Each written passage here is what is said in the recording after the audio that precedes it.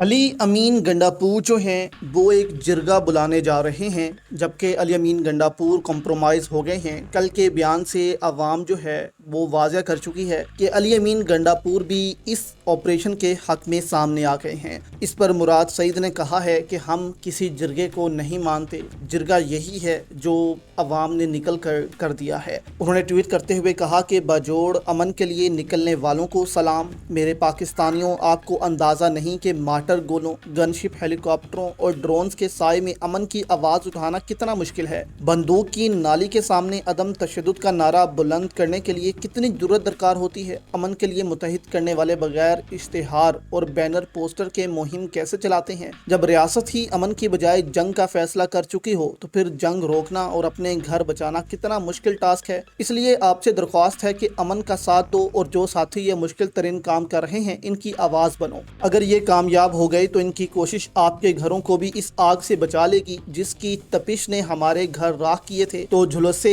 آپ کے آنگن بھی تھے۔ دوسرا اہم معاملہ کہ امن تحریک اور جرگوں کی امن کے لیے لاکھوں کی تعداد میں مارچز دیکھ کر اب اپنے مقاصد کے لیے انہی ناموں کو قانون سازی اور میڈیا بیانیے کے لیے استعمال کا سلسلہ جو ہے وہ شروع ہو چکا ہے۔ یعنی کہ جو علی امین گنڈاپور نے کل کہا ہے کہ ہم جرگے بلائیں گے، پھر ایک گرینڈ جرگہ ہوگا۔ انہوں نے کہا کہ ہم نے زمانہ طالب علمی میں آپریشن اور ڈالری جنگ کے خلاف آواز اٹھائی اور امن کا نعرہ بلند کیا تو فوج نے امن کے نام پر امن کمٹمنٹ جو ہے بنا دی، جن کی حقیقت خیبر پختونخوا کا ہر شہری جانتا ہے۔ حال ہی میں ہم نے جرگہ کر کے امن تحریک سے نئی جنگ کا منصوبہ مالاکنڈ میں ناکام بنایا اور اسی طرز پر اب ہر ضلع میں امن کے قیام کے لیے امن مارچز کیے تو ISI اور فوج اب وفاق کی طرف سے قانون سازی سے لے کر آپریشن کے لیے راہ ہموار کرنے اور ہمارے جنازوں تک کے لیے جرگے کا نام استعمال کرنے لگی ہے۔ نام نہیں، طریقہ کار بدلو، پالیسی بدلو، یہ کھیل بند کرو۔ ہمارا قومی جرگہ وہی ہے جو امن کا پرچم تھامے اس ڈالری جنگ کے خلاف نکل رہا ہے۔ اس کے علاوہ سابقہ فاٹا کے لیے نئی قانون سازی میں جرگہ کا عنوان دے کر یا کسی شہری پر گولی چلانے کے بعد سیف ہاؤس میں 5 افراد سے مل کر میڈیا کو جرگے کے